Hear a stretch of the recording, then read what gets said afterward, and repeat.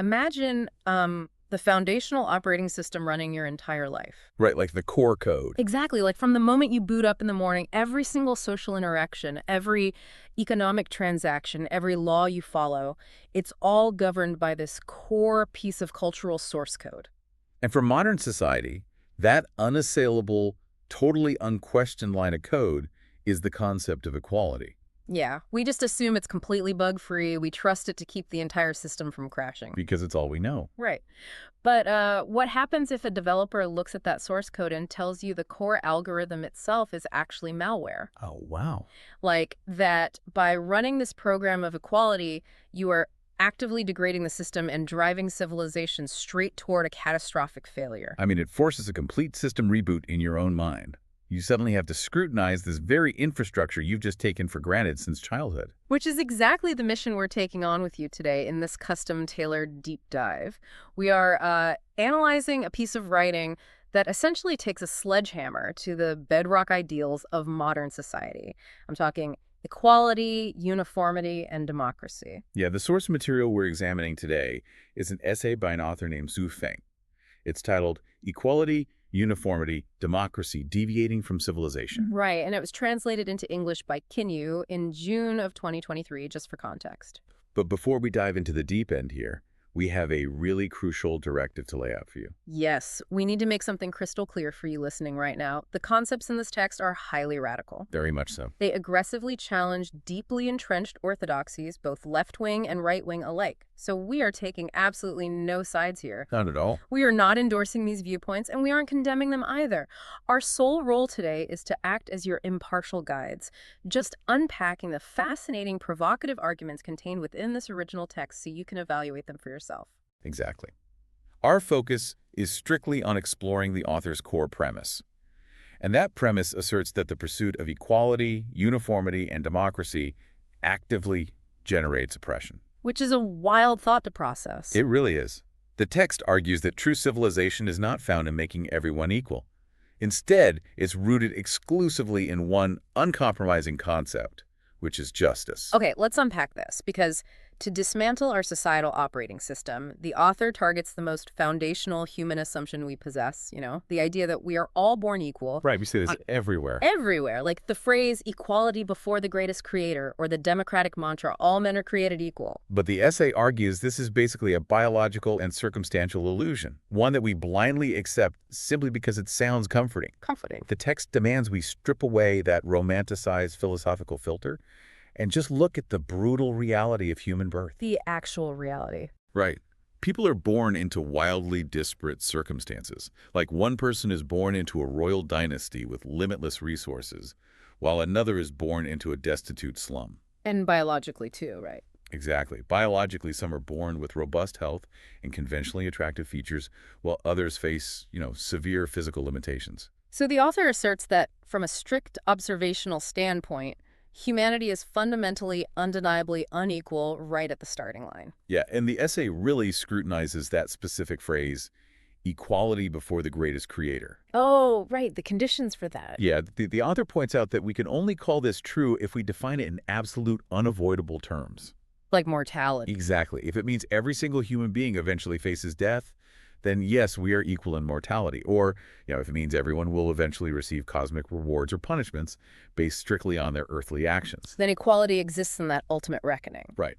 But the author draws a severe line against how modern society interprets that phrase. The essay states that if we believe equality means everyone must be equally beautiful or equally tall or enjoy the exact same benefits. And to quote the text directly here, eat 2 buns every meal. Yes. The buns. Right. If that's the definition, then the concept is completely fabricated. I have to admit, reading that 2 buns every meal imagery, it felt incredibly jarring. It does read almost like a caricature. Yeah. I mean, nobody advocating for social equality is literally demanding a government mandate where every citizen is issued exactly 2 buns for dinner. It feels like the author is utilizing an extreme, almost absurd literalism to make the point. What's fascinating here is that the author purposely deploys that absurd literalism to expose a critical flaw in human logic. Oh, interesting. How so? By using the ridiculous image of mandated buns, the text highlights how society has just lazily conflated the concept of identical outcomes with inherent human worth. I see. The author's actual definition of all men are created equal is elegantly simple. It just means no one should face discrimination or oppression based on their birth, their wealth, or their intelligence. So that's the ceiling of equality for this author. Exactly. That is the ceiling. The moment society attempts to force identical material outcomes. The two buns. Right, the two buns. When it does that, it crosses the line from preventing oppression into actively creating it. Which honestly provides a brutal pivot into how these physical illusions infect our economic structure. It's a huge shift. Because if we accept the author's premise that biological equality is a myth, then attempting to build an economic system on that myth is destined to fail. And the essay specifically targets economic concepts like egalitarianism, common prosperity, and equalizing wealth. The author's argument becomes intensely contrarian in this section, doesn't it? Extremely. Modern economic philosophy often positions the equalization of wealth as the ultimate cure for exploitation. The prevailing thought is that if we distribute resources evenly, society becomes fair. But Schueffing argues the exact inverse. Completely. The text claims that egalitarianism and equalizing wealth actually act as engines for greater oppression. The text provides a very grounded scenario to illustrate this, which we can call the watermelon problem. I love this analogy. Right. So imagine person A is highly motivated and produces 10 watermelons. Okay. Person B, maybe due to lack of skill or motivation or perhaps just different priorities, only produces 2 watermelons. So we have a 12 total. Exactly. Under a societal banner of calming prosperity, the authorities step in, pool the 12 watermelons together, and mandate an equal distribution. Right, so person A and person B each walk away with 6 watermelons. To a society running that flawed operating system of equality, this scenario looks like a triumph of fairness. I mean, nobody goes hungry, and the gap between the most productive and least productive is erased. But the author identifies this as a catastrophic act of exploitation against person A. It totally reminds me of those complex corporate commission structures. Oh, right, where one person carries the team. Yeah, exactly. It's like being in a group project where one person does all the research and writing, another just puts their name on the title page, but they both get an A. The top-performing salesperson brings in 80% of the revenue, but the compensation is pooled, so the entire team gets an equal bonus. Right. And it doesn't usually inspire the underperformers. It just causes the top performer to stop trying or to leave the company entirely. It kills the drive. But looking at the watermelon scenario, it begs a critical question for me. Is the author merely penning a philosophical defense of the wealthy? Like, is it just protecting the rich? Yeah, is this just a convoluted way to protect the elites who already hoard all the watermelons? Well, the text moves far beyond a simple defense of the wealthy. The author uses the watermelon analogy to defend the psychological drive to create. The drive itself. Yes. Forcing uniform economic outcomes actively punishes human initiative. It crushes creativity and enthusiasm for work. So it's not just about the fruit. No, it is not merely about the confiscation of the physical fruit. It's about the destruction of the human spirit. Wow. When a highly productive individual realizes their extra effort will inevitably be siphoned away to subsidize someone who contributed a fraction of the labor, the motivation to build ceases. They just stop producing. Exactly. The author believes that enforcing these uniform outcomes actively destroys the very mechanisms that push civilization forward. Okay, so when economic equality fails, we generally look to our legal and political systems to course correct. We trust the law to be the great equalizer. We do. But the essay systematically dismantles those structures as well. Right. The author dismisses the foundational pillar of equality before the law as nothing more than an empty, pacifying phrase. It's just a slogan to them. No. And the text utilizes a visceral metaphor to illustrate the true nature of legal systems. The laws of wolves towards sheep. Yes. The essay states plainly that any laws written by wolves to govern sheep are inherently unequal laws. Because the entire paradigm is dictated by the apex predator. I mean, a wolf might write a law stating that all animals have an equal right to graze in the meadow. But the wolf doesn't eat grass. Exactly. The law looks equal on paper, but its practical application is entirely skewed toward the rulemaker. The text argues that those holding institutional power simply use the law as a labeling mechanism. A labeling mechanism. Yet they can arbitrarily categorize specific behaviors or people as illegal to impose sanctions that serve their own interests. The sheep can never achieve true equality in a forest governed by a legal framework designed by and for the wolves. So the comfort we take in equality before the law is merely a fiction that keeps the sheep docile. Precisely. Here's where it gets really interesting. Because the author then points this exact same critical lens at the holy grail of modern governance. Democracy itself. Democracy. For the vast majority of our modern world, democracy is considered the pinnacle of civilized society. It's the gold standard. Right. The underlying theory is that by leveraging the collective intelligence of the crowd, the best ideas will naturally float to the top. Yet this essay claims democracy is deceptive and actually stifles the future. It's a huge claim. I found myself aggressively questioning this logic. Like, wait, suppressing progress? How could a system built on collective input possibly suppress progress? If we connect this to the bigger picture of how the author views the difference between the average individual and the exceptional individual, the critique snaps into focus. Okay, lay that out for me. Democracy relies on the premise that the majority is inherently correct. The text argues this is a dangerous fallacy. Because the majority isn't always right. Right.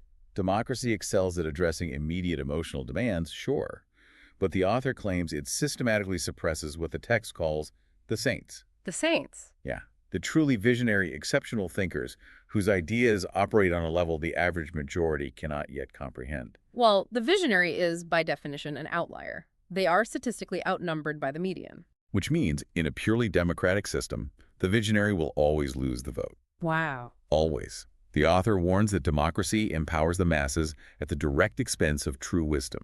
Instead of the most accurate or civilized ideas winning, the most popular ideas win. And popularity doesn't equal correctness. Exactly. This dynamic allows erroneous thoughts and deeply flawed systems to persist indefinitely. They spread and multiply, not because they're objectively correct, but simply because the majority voted for them. So applying the wolf and sheep metaphor here, if 2 wolves and 1 sheep hold a democratic vote on what to have for dinner, The outcome is perfectly democratic. yet entirely barbaric. Exactly. So what does this all mean?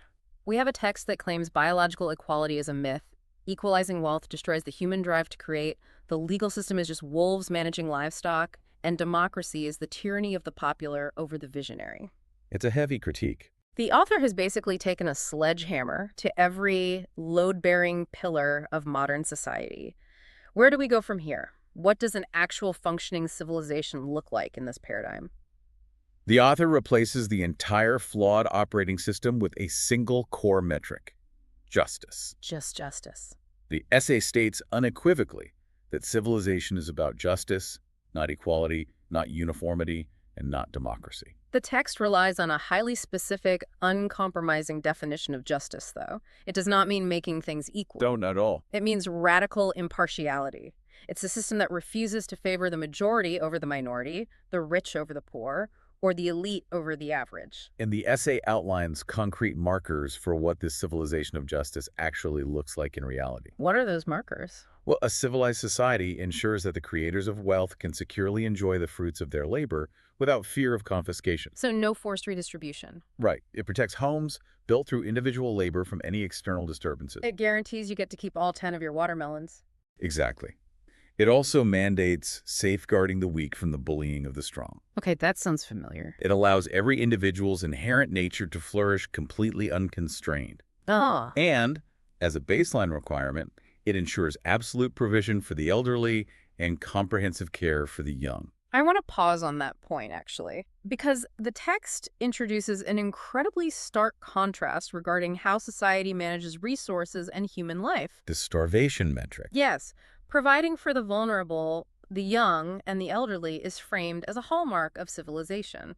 But then the author outlines this boundary, the starvation metric. It's harsh. The essay explicitly asserts that it is perfectly just for someone who has not contributed to face starvation or death by hunger. For a modern reader accustomed to comprehensive social safety nets, that sentence is profoundly difficult to process. It's shocking. It establishes a truly ruthless meritocracy regarding survival. It is a staggering philosophical departure, but the author immediately pairs that harsh reality with its inverse constraint. Right, the other side of the coin. It is an undeniable injustice and a total contradiction of civilization if a laborer, someone who consistently contributes their effort, faces that same fate. Ah. If a contributing member of society lacks food, clothing, shelter, or the freedom of movement, the entire society is deemed uncivilized. So the moral framework is entirely contingent on contribution. Completely. Providing for a helpless child is civilized. Letting an able-bodied, non-contributing adult starve is framed as the natural, impartial function of justice. This raises an important question regarding how the author measures the timeline of a society's maturity. The timeline. Yes, because following the starvation metric, the text introduces another radical marker of civilization, and it's centered entirely on the velocity of consequence. Velocity of consequence meaning how fast things happen. Right. The author asserts that the immediate punishment for wrongdoers is the ultimate symbol of societal civilization. And the text specifically calls out delayed justice. It does. The essay argues that if the punishment for a wrongdoer is delayed by 2 or 3 years, it is a definitive indicator that the society has not yet embraced civilization. 2 or 3 years. In the author's view, a society that tolerates a multi-year gap between an offense and its consequence remains entirely in a state of barbarism. The speed of the justice is intrinsically linked to its validity. That is a direct, unavoidable indictment of the modern judicial systems we rely on. I mean, complex cases routinely drag on for years through endless motions, appeals, and bureaucratic scheduling. All the time. According to this essay, the very fact that our legal system takes years to execute a final judgment means we are actively living in a barbaric state. Lingering injustice, even if the delay is caused by the legal process itself, is toxic to the author's definition of civilization. The author equates swift, undeniable consequence with societal maturity. In this framework, a system that allows a wrongdoer to walk free for 3 years while awaiting trial is fundamentally broken, Regardless of the process. regardless of how many democratic laws it followed to create that delay. The entire text is just a relentless challenge to the comfortable assumptions we make about the world. So, for you listening, let's pull all of these threads together. Yeah, let's summarize. Xue Feng's essay argues that humanity's current trajectory is flawed at the foundational level. The pursuit of equality, whether pretending we are biologically identical or forcing the equalization of wealth, is a dead end that suppresses the vital initiative of the human spirit. And the text further insists that relying on democracy is a sophisticated trap. A trap that stifles progress. Exactly. It stifles visionary progress by allowing flawed but popular ideas to dominate the collective future. Right. The author's ultimate conclusion is that pursuing equality, uniformity, and democracy will never lead humanity into a civilized state. The only escape from barbarism is the uncompromising pursuit of swift, impartial justice. Which leaves us with a massive lingering question for you to mull over. The real paradox here. Yeah. If we actually delete our current operating system of equality and install the author's strict program of justice, we have to confront the mechanical reality of how that functions. The day-to-day reality. The text demands the immediate punishment of wrongdoers to avoid barbarism. Yet, our current legal systems rely on lengthy, multi-year trials for a very specific reason. To prevent falsely accusing the innocent. To prevent horrific injustice. So how would a society fundamentally rewire its legal framework to deliver this author's demand for immediate justice without accidentally creating an authoritarian nightmare where the wolves simply execute their will against the sheep at lightning speed? It is a profound paradox.